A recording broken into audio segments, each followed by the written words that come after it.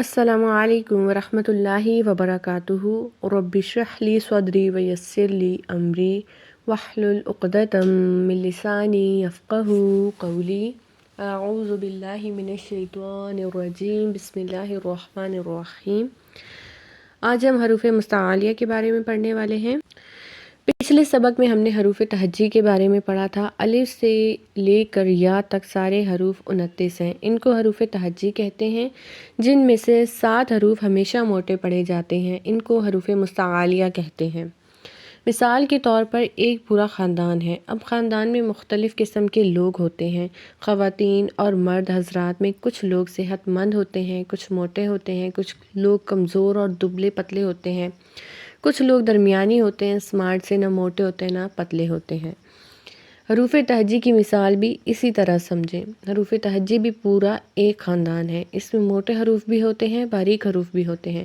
کچھ حروف ہمیشہ باریک پڑھے جاتے ہیں اور کچھ ہمیشہ موٹے پڑھے جاتے ہیں۔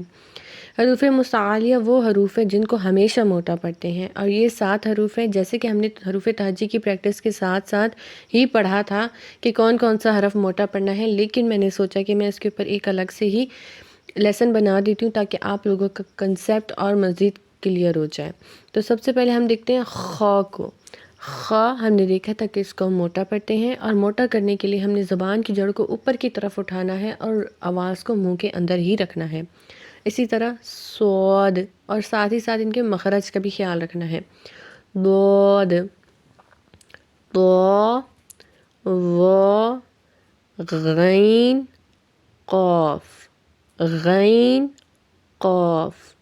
مخرج ہمیں اچھے طریقے سے آتے ہیں۔ خا کو ہم نے اوپر والے حصے سے ادا کرنا ہے گلے کے، صاد کو ہم نے اوپر اور نیچے کے دانتوں کو آپس میں ملانا ہے، اور زبان کی نوک کو ہم نے نیچے والے دانتوں کے سرے کے ساتھ لگانا ہے۔ اسی طرح ضاد کو ہم نے زبان کا جو کنارہ ہے وہ اوپر کی 5 داڑوں کے ساتھ لگانا ہے، 5 داڑوں کی جڑوں کے ساتھ۔ ضاد ادا ہوگا۔ تو زبان کی نوک کو اوپر والے 2 دانتوں کے یعنی کہ ثنایا علیہ کی جڑوں کے ساتھ لگانا ہے۔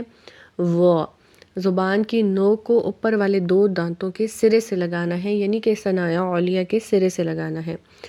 غین ہمارے گلے کے اوپر والے حصے سے ادا ہوگا جہاں سے ہم نے خا کو بھی ادا کیا ہے، اور قاف ہمارے زبان کی جڑ کو اور اوپر والے تالو کو آپس میں ملانے سے ادا ہوگا۔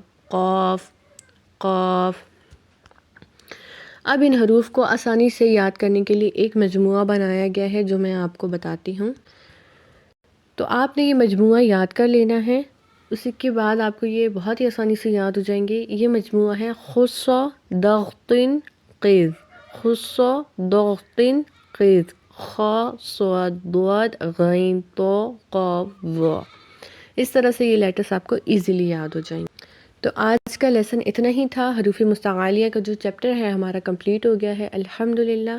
السلام علیکم ورحمۃ اللہ وبرکاتہ۔